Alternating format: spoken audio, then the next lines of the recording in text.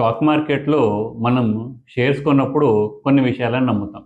కంపెనీని ఇచ్చే ఇన్ఫర్మేషన్ నిజమని, బ్రోకర్ మన డబ్బుని ప్రాపర్‌గా హ్యాండిల్ చేస్తాడని, మార్కెట్‌లో ఎవరు ప్రైసెస్‌ని మ్యానిపులేట్ చేయరని.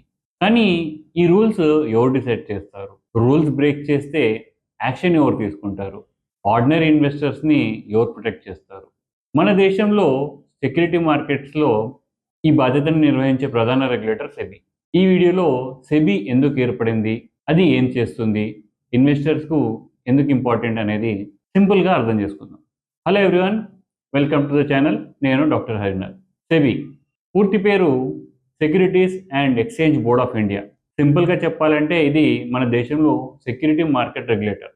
సెక్యూరిటీ మార్కెట్ అంటే స్టాక్స్ మాత్రమే కాదు. Stock exchanges, brokers, mutual funds, depositories, listed companies, investment advisers, research analyst వంటి అనేక ఎంటిటీస్ ఇందులో ఉంటాయి. వీరు ఎలా పని చేయాలి, ఏ ఇన్ఫర్మేషన్ డిస్క్లోజ్ చేయాలి, ఇన్వెస్టర్స్ డబ్బుని ఎలా హ్యాండిల్ చేయాలి, రూల్స్ బ్రేక్ చేస్తే ఏ యాక్షన్ తీసుకోవాలి, ఈ మొత్తం ఫ్రేమ్వర్క్లో సెబీ ప్రధాన పాత్ర పోషిస్తుంది. ఒక క్రికెట్ మ్యాచ్ను ఊహించుకుందాం. కంపెనీస్, బ్రోకర్స్, ఇన్వెస్టర్స్ వీళ్ళు ప్లేయర్స్. ఎన్ఎస్సి, బిఎస్సి అంటే ప్లేయింగ్ గ్రౌండ్. మ్యాచ్ ఫేర్గా జరగాలి అంటే రూల్స్, ఎంపైర్, మానిటరింగ్ అవసరం. సెక్యూరిటీ మార్కెట్లో రెగ్యులేటర్ రోల్ సెబీది. సెబీకి ముందు మార్కెట్లో లాస్ లేవని అనుకోకండి. Government supervision, stock exchange rules మరియు సెక్యూరిటీ లాస్ ఉండేవి. కానీ మొత్తం మార్కెట్ను స్పెషల్గా మానిటర్ చేసే ఒక రెగ్యులేటరీ బాడీ లేదు. అప్పుడు ఫిజికల్ షేర్ సర్టిఫికేట్స్ ఉండేవి, transfer forms, signatures, manual verification అవసరం. సర్టిఫికేట్స్ పోయే అవకాశం ఉండేది, ఫేక్ సర్టిఫికేట్స్ ఉండేవి, సెటిల్మెంట్స్కు ఎక్కువ టైం పట్టేది. ఇన్ఫర్మేషన్ కూడా అందరికీ ఒకే సమయంలో చేరేది కాదు. రీటైల్ ఇన్వెస్టర్స్కు ట్రాన్స్పరెన్సీ మరియు గ్రీవింగ్ సిస్టమ్ ఈ రోజుల్లో పోలిస్తే చాలా తక్కువగా ఉండేది. మార్కెట్ గ్రో అవుతుంది, కానీ రెగ్యులేషన్, టెక్నాలజీ మరియు సర్వేలెన్స్ అదే స్పీడ్లో డెవలప్ కాలేదు. అందుకే డెడికేటెడ్ సెక్యూరిటీ మార్కెట్ రెగ్యులేటర్ అవసరమైంది. సెబీ 1998 ఏప్రిల్లో ఏర్పడింది. అప్పుడు ఇది నాన్ స్టాట్యూటరీ బాడీ, అంటే గవర్నమెంట్ రెజల్యూషన్ ద్వారా ఏర్పడింది. కానీ ఫుల్ లీగల్ ఎన్ఫోర్స్మెంట్ పవర్స్ లిమిటెడ్గా ఉండేవి. 1992లో హర్షద్ మెహతా స్కామ్ బయటపడింది. హర్షద్ మెహతా స్కామ్ సింపుల్గా చెప్పాలంటే బ్యాంకింగ్ సిస్టంలో ఉన్న లూప్ హోల్స్ని ఉపయోగించి భారీ డబ్బుని స్టాక్ మార్కెట్లో మళ్లించబడ్డాయి. ఈ scam banking transaction, settlement surveillance మరియు రెగ్యులేటరీ కోఆర్డినేషన్లో ఉన్న వీక్నెసెస్ని బయటపెట్టాయి.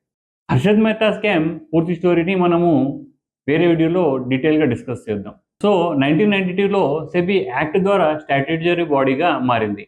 దీంతో సెబీకి క్లియర్ లీగల్ అథారిటీ లభించింది. సెబీకి 3 ప్రధాన ఆబ్జెక్టివ్స్ ఇచ్చారు అప్పుడు. ఇన్వెస్టర్స్ను ప్రొటెక్ట్ చేయడం, సెక్యూరిటీ మార్కెట్స్ని రెగ్యులేట్ చేయడం, సెక్యూరిటీ మార్కెట్స్ డెవలప్మెంట్ని ప్రమోట్ చేయడం. సెబీ మొదటి ఆబ్జెక్టివ్ ఇన్వెస్టర్స్ని ప్రొటెక్ట్ చేయడం. ఇక్కడ ఇన్వెస్టర్ ప్రొటెక్షన్ అంటే లాస్ రాకుండా గ్యారంటీ ఇవ్వడం కాదు. షేర్ ప్రైస్ పడిపోవచ్చు, కంపెనీ ఫెయిల్ అవ్వచ్చు, ఇన్వెస్ట్మెంట్ డిసిషన్ తప్పు కావచ్చు. ఈ మార్కెట్ రిస్క్ను సెబీ తీయదు. సెబీ ప్రొటెక్షన్ అంటే ఫెయిర్ మార్కెట్ ఎన్విరాన్మెంట్ క్రియేట్ చేయడం. కంపెనీ మెటీరియల్ ఇన్ఫర్మేషన్ను డిస్క్లోజ్ చేయాలి. ఇన్సైడర్ ట్రేడింగ్, ప్రైస్ మ్యానిపులేషన్ పై యాక్షన్ తీసుకోవాలి. రిజిస్టర్డ్ ఇంటర్మీడియరీస్ క్లయింట్ డబ్బుని మిస్యూజ్ చేయకుండా రూల్స్ పెట్టాలి. ఇన్వెస్టర్స్కు కంప్లైంట్ మెకానిజం ఇవ్వాలి. ఉదాహరణకు ఒక కంపెనీకి పెద్ద ఆర్డర్ క్యాన్సిల్ అయింది. ఈ ఇన్ఫర్మేషన్ షేర్ ప్రైస్ని ఇంపాక్ట్ చేయవచ్చు. కంపెనీ ఆ ఇన్ఫర్మేషన్ను కొంతమందికి మాత్రమే చెప్పి పబ్లిక్ ఇన్వెస్టర్స్కు దాచకూడదు. మెటీరియల్ ఇన్ఫర్మేషన్ అందరికీ ప్రిస్క్రైబ్డ్ మేనర్లో డిస్క్లోజ్ చేయాలి. ఇన్వెస్టర్ ప్రొటెక్షన్ అంటే ప్రాఫిట్ గ్యారంటీ కాదు. ఇన్ఫర్మేషన్ ఫెయిర్నెస్, మార్కెట్ ఇంటిగ్రిటీ మరియు గ్రీవెన్స్ రిడ్రెసల్ మెకానిజం. సెబీకి రెండో ఆబ్జెక్టివ్ మార్కెట్స్ని రెగ్యులేట్ చేయడం. సెక్యూరిటీ మార్కెట్లో పనిచేసే ప్రతి ఎంటిటీకి స్టాండర్డ్ రూల్స్ ఉంటాయి, కానీ అందరికీ సేమ్ రూల్స్ ఉండవు. వారి రోల్ని బట్టి సపరేట్ రెగ్యులేషన్స్ ఉంటాయి. 2 సింపుల్ ఎగ్జాంపుల్స్ చూద్దాం. స్టాక్ బ్రోకర్ ఎగ్జాంపుల్ చూద్దాం. ఇక్కడ స్టాక్ బ్రోకర్ ఇన్వెస్టర్ ఆర్డర్ని ఎగ్జిక్యూట్ చేస్తాడు, క్లయింట్ డబ్బుని, సెక్యూరిటీస్ని హ్యాండిల్ చేస్తాడు.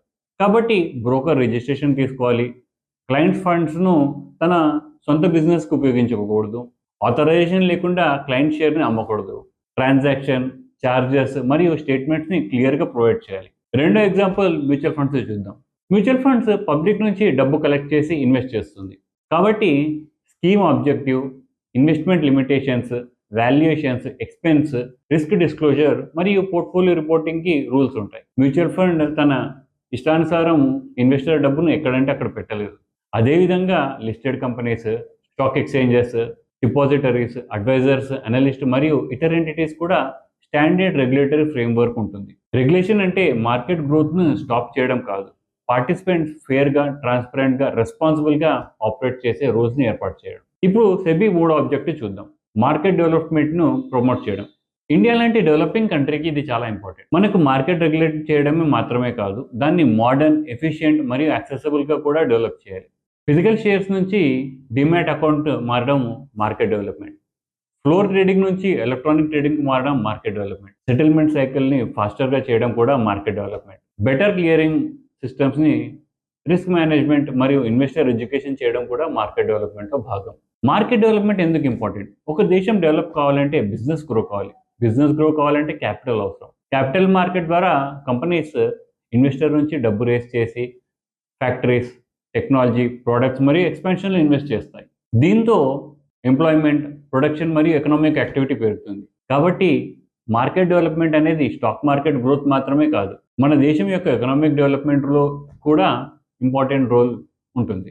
ఈ 3 ఆబ్జెక్టివ్ సపరేట్గా కనిపించిన ప్రాక్టికల్గా కనెక్టెడ్గా ఉంటాయి. స్ట్రాంగ్ ఇన్వెస్టర్ ప్రొటెక్షన్ వల్ల నమ్మకం పెరుగుతుంది. నమ్మకం వల్ల ఎక్కువ ఇన్వెస్టర్స్ పార్టిసిపేట్ చేస్తారు. ఎక్కువ పార్టిసిపేషన్ వల్ల కంపెనీస్కు క్యాపిటల్ యాక్సెస్ పెరుగుతుంది. క్యాపిటల్ వల్ల బిజినెస్ గ్రో అవుతుంది. కాబట్టి ప్రొటెక్షన్, రెగ్యులేషన్, డెవలప్మెంట్ అన్నీ ముఖ్యమే. ఇక్కడ సెబీ ఏం పని చేయలేదు అని కూడా నేను చెప్పాలి. సెబీ ప్రతి షేర్ ప్రైస్ని డిసైడ్ చేయదు. సెబీ ప్రాఫిట్ గ్యారంటీ ఇవ్వదు.